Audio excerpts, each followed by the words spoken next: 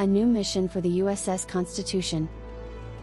Chapter 8. As the Constitution raced through the darkness of UL speed, the space around the ship began to take on a greenish glow. Faint, then slowly brightening, accompanied by a sound. A sound in space? A sound in their heads? The sounds began taking on something familiar. A voice. That voice took on the characteristics of people each individual was closely related to. David heard the voice of Stella. David, David, I need you, I want you, come to me, come to me. But Stella was sitting at the helm, eyes staring out into the green void. Tall, ship wide, please. Tall responded sleepily. Ship wide, sir. David nearly shouted, now hear this. This is the captain. Try your hardest to ignore, disregard, or drown out the voices. The captain called the sensor lab. Dale, what are we going through? Susan's voice came back. Captain Dale is unconscious. The sensors do not indicate the green light or the voices. I have Dr. Mao here with me now. Tall turned. Captain, Commander Sorensen is asking for you to speak to him there in the isolation ward in sickbay. Lieutenant Stevens, you have the con. Get us out of here fast, UL-17 or any more speed that O'Reilly can give us. Stella started, stood, and sat in the command chair. Aye, sir. Captain O'Reilly, pour on the speed. O'Reilly's voice returned. UL-17 and just a wee bit more, lass. Then slowly, the green glow began to fade, and the voices began to lose their intensity. David arrived at the isolation ward, wore an isolation suit, and entered the ward to talk to Larry. Larry saw David and said, Boss, turn off the lights. David turned off the lights, and as he did, a greenish glow emanated from the team members. But as David watched, the glow was fading away. Larry told David about the voices, seeming to drift away as well as his feeling of horror and loathing that was fading away as was the glow. David began to walk toward the team members, but Larry said, Stop! David, please don't come any closer. We're dying. We had our suits on, but we're still dying. O'Reilly is pouring on the speed. Dr. Mtao has sent everything he has gleaned about your condition, and when we get to Earth, you all will be teleported to Bethesda Naval Hospital. All Bethesda and Walter Reed specialists will be studying this and you when we get there. Admirals Halloran and Maravich have been informed and will be demanding action. Larry, you and your team will survive this and thrive. Larry's sad smile told David everything he needed to know about their lack of hope. Admiral Sims watched through to observation port, and her heart melted at the plight of these valiant sailors. She whispered a quiet prayer as Sheila touched her hand. Friend Susan, what's wrong? She turned to Sheila, tears running down her cheeks. Those brave men and women are dying, and we don't know what to do. I need to talk to my people. May I use your communications device? Sheila asked her friend.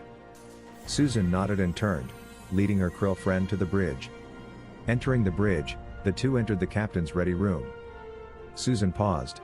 Lieutenant, would you please raise the krill home world and transfer it to the ready room? Aye, sir. Paul responded. Sheila sat and said to Susan, I must speak without the translation filters. You might find it unpleasant. I will let you know when I'm finished. With that, Susan left the ready room. David entered the bridge, relieved Lieutenant Stevens, and took the command chair. Admiral Sims said, Sheila is using your ready room to communicate with her home world. She said that she had to speak in her normal voice, without the translation filters, which might be unpleasant to our ears. She will let us know when she is finished. It took 3 hours for Sheila to let Admiral Sims know she was finished. Friend Susan, Captain, I have communicated with my people, and I have received some insight into the plight of your friend Larry and his team, but I cannot translate it myself. Are you able to translate the Cree language into your language? David asked, Is it voice or print? She replied, Voice. Next David ordered, Computer, access the conversation of the Krill negotiator Sheila, with her home world and translate that conversation into English and provide a transcript. Krill negotiator Sheila, will you grant permission to accomplish the captain's request? Sheila replied, Permission granted. Working. David asked, Computer, how long will the translation take? Uncone. Signal when complete. Acknowledged. David turned to the Admiral, Well, all we can do now is wait. Dr. Mtao called and gave David an update on the team's condition. Captain, how long before we reach Earth? David replied, 30 hours. The doctor murmured. Pray, Captain, pray. Admiral Sims sighed. I know that your first officer is also your good friend, but there are acceptable losses in the service, even though it hurts. David angrily replied, I once sat in on a lecture by General of the Army Omar Bradley, and he said that there are never acceptable losses, only necessary ones. These men and women will not be acceptable losses, never. Admiral Sims bowed her head. I'm sorry. You're right, not acceptable. The USS Constitution raced at UL-17+, leaving the green glow, the voices, and the dread far behind. David attended to the ship, urging as much speed as possible, O'Reilly nursing his engines along every step of the way. 30 hours later, the Constitution requested permission to establish an orbit around Earth. As the request was being processed, Admiral Marovich appeared on the view screen. Captain Stevens, teleport your team to Bethesda Naval Hospital, now. David replied, aye aye sir. Next, David immediately directed teleporter crewman O'Reilly to teleport the affected team from sick bay to Bethesda. Almost immediately, Shirley reported a successful transfer of the team. 10 days, and David received a call from Bethesda from his first officer. Captain, David, it's been an honor serving with you. Everyone on my team echoes my sentiments. An honor, sir. Larry appeared haggard, tired, and emaciated. Number 1, what are they telling you? Larry replied. They're stumped. No one knows anything and do not seem to really care. David frowned. Shirley, teleport our team back to our isolation ward. In moments, Shirley reported the team was back on board. Almost immediately, Admiral Marovich contacted the Constitution. Captain Stevens, why have you taken your team out of Bethesda? David angrily replied, because they are my team. We care, and those people at Bethesda don't. Even if they die, it will be with shipmates that give a damn about them, and not some cold, isolated ward miles away from anyone that loves them. The Admiral asked. Susan, did you authorize this move? She replied. No. But I concur.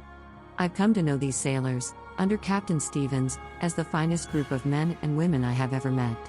They really care about each other. If the team members die, it will be among people that love them.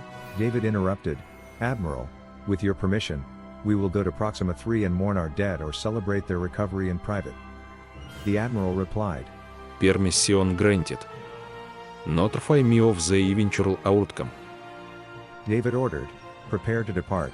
Hank, Proxima 3, helm, UL-12. Before anything was done, Tull called. Captain, Admiral Holleran. On screen. Admiral, what can we do for you? David, teleport me up. I want to go with you and mourn or celebrate with you. David replied, aye aye sir. Shirley, bring the Admiral aboard. Admiral Holleran and his wife, Sherry, teleported aboard and situated themselves in one of the VIP suites.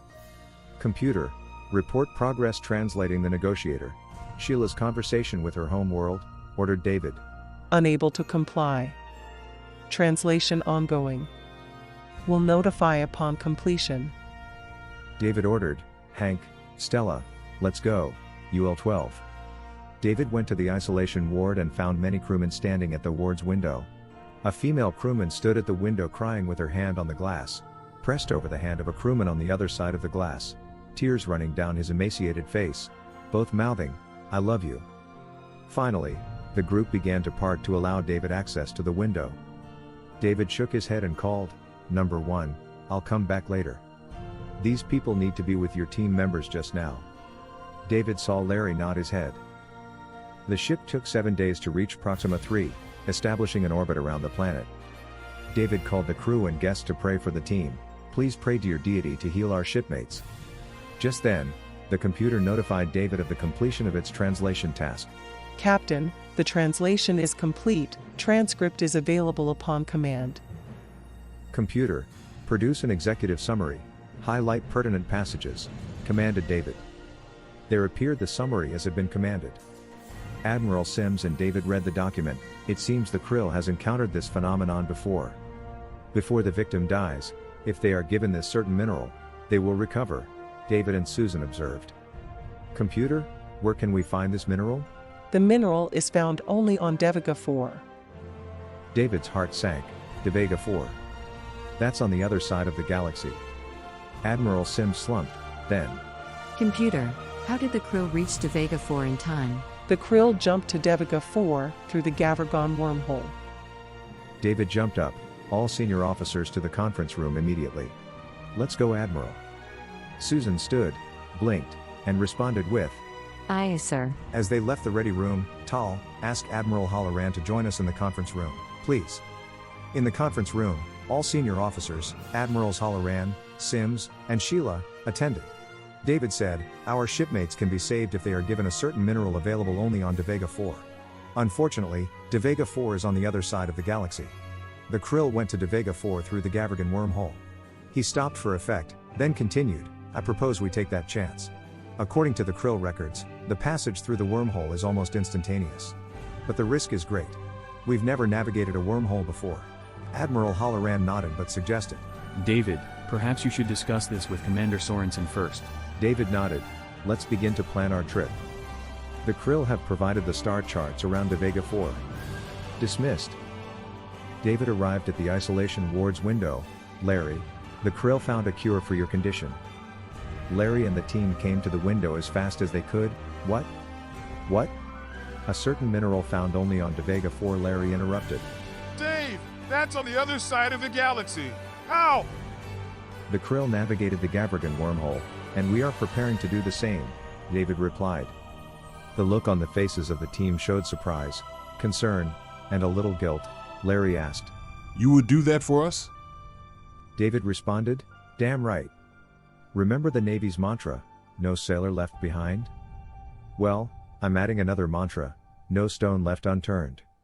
You are our shipmates, we care about you. So hold on tight, we're going through a wormhole. And David left for the bridge. Now hear this, this is the captain, we are going to Devega 4 through the Gavargan wormhole. We have never navigated a wormhole before, this will be something to tell your grandchildren. If we are to save our shipmates, we must attempt this new adventure. Stay alert, report anything out of the ordinary. Hold on to each other. Captain out. Admiral Sims, where are you? She replied. I'm in the sensor lab with Dale. David smiled and ordered, Hank, the Gavargan wormhole. Helm UL-12, please. Execute. And then began their new adventure. They approached the wormhole and paused. Now hear this, this is the captain, we are about to enter the wormhole. Hold on to each other. Helm, execute. The ship approached the wormhole, a whirling, boiling mass of turbulent light, debris, and gas. Suddenly the ship lurched, pulled into the maelstrom, and then nothing. The ship emerged from the wormhole moments later, and Hank announced, Captain, we have arrived at the Devega system. Around a blue star swung 6 planets, the 4th of which was their destination, Devega 4. Sensor lab, what are your readings of the planet below us? Dale reported. Cold, minus 50 degrees Celsius, water ice covers everything. Breathable atmosphere, uninhabited, no predators. The captain asked, can you locate the mineral we need? Dale replied. Yes, sir. It's in the ice. But the ice is toxic. It will have to be refined to obtain the mineral, about 16 tons of ice to save all our people. The captain ordered, surely, we need to teleport 16 tons of that ice. Stand by. Captain O'Reilly, we must extract the needed mineral from 16 tons of that ice. Can you do it? O'Reilly called. Surely, teleport me some of that ice to the chemistry lab please, sweetheart. After several hours, O'Reilly called the captain. Captain, I can process your 16 tons of ice now. And I'll have the mineral needed in about 2 more hours. O'Reilly, coordinate with your wife. Dale's voice came over the comm. Captain, we have a squadron of 7 ships approaching us at sublight speed. David ordered, Tall, hail those ships. Captain, we are being hailed. On screen. On the screen stood a man, handsome, well-built, but the color of charcoal. The noise that seemed to come from the man's mouth was completely foreign, not understandable. The computer stated. Unable to translate. A very gaunt Larry entered the bridge. Captain, I understand that man. Unintelligible sounds poured out of the first officer's mouth and the man on the view screen. Larry turned. He wanted to know who we are and why we are He said that he would allow us to leave peacefully. Well, tell him we need just a little bit more of the mineral that cured you and your team, please. Those sounds again, then. He said we may take a little more, about 3 tons, and leave the way we came. David called, O'Reilly, extract another 3 tons of that mineral, and then we will go home. O'Reilly answered, Aye, aye, sir. As the ship headed to the Alpha Sector, the entire ship's complement celebrated the cure and seemed to relax and be more at peace with each other. The affected team members and their loved ones rejoiced at the cure but wondered at the ability to understand foreign languages. Larry approached David. Captain, I can understand the Krill language without a translator. Maybe the glow or the mineral gave me the ability to understand any language. David nodded. Number 1. That would put us at a great advantage. We will see. What about the other members of your team? Larry replied. Everyone has acquired a different talent. We will need to catalog those talents for future reference. Admiral Sims directed that the ship return Sheila to her home world to present the draft peace treaty to her government to be ratified. The Constitution arrived at the Krill home world to teleport their negotiator, Sheila, home. However, David directed Tasha to take a security team to escort her to her government offices to ensure that she was returned safely. The Krill executive officer asked that the Constitution remain in orbit until their council could study the draft treaty. They promised an answer in 20 of their days. However, the ship's complement was asked not to teleport down. As a result, Admiral Sims and Captain Stevens agreed and encouraged the ship's personnel to engage in activities aboard ship and relax. After 20 days, the Krill executive officer called the ship. Captain, the council is still haggling over the provisions of the treaty. In the background were Krill voices without the translator filters. Larry approached Admiral Sims. Admiral, they are stalling. I could not hear why they are stalling, but something is afoot.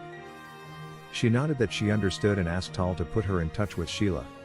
Tal reported that he was unable to connect with Sheila. Admiral Sims responded. Tal, get me their executive officer. The Krill officer answered, and Admiral Sims said, I'm to speak to your negotiator, Sheila. And if you fob me off, you will know the power of this ship. I will blast you off the face of your planet. The face of the executive officer disappeared, and Sheila answered. Friend Susan, what is it? Susan replied. I want to know just what the hell is going on down there. Sheila replied. Do you recall the rescue of Admiral Holera? Admiral Sims signaled Tal to cut communications. Teleporter room, teleport negotiator Sheila to the ship. Crewman O'Reilly's voice came over the comm. Got her, sir. Dale's voice came over the comm. Captain, we have 6 Krill battle cruisers approaching at sublight speed.